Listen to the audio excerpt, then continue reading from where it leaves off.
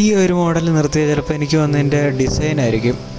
എൻ്റെ back tyre വളരെ ചെറുതായി, പിന്നെ പവറ് കുറവാണെന്നൊക്കെ പറയുന്നുണ്ട്.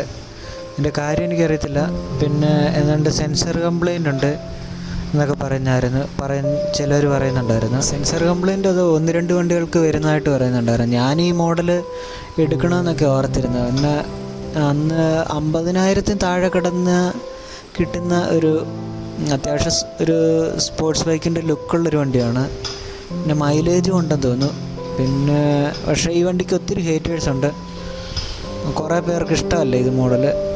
പിന്നെ എനിക്കിഷ്ടമല്ലെന്ന് പറഞ്ഞാൽ എൻ്റെ ബാക്ക് ടയർ വളരെ ചെറുതായിരുന്നു. അത് കാണാനൊക്കെ ഒരു ഭംഗിക്കുറവുള്ള പോലെ അതൊക്കെയായിരുന്നു. പിന്നെ അന്ന് ഞാൻ ഈ വണ്ടി പിന്നെ ഇതിൻ്റെ പാർട്സ് കിട്ടുമോയെന്നറിയത്തില്ല. അതൊരു പ്രശ്നമായിരുന്നു. എല്ലാവരും എടുക്കാൻ ഒരു പ്ലാൻ ഉണ്ടായിരുന്നു.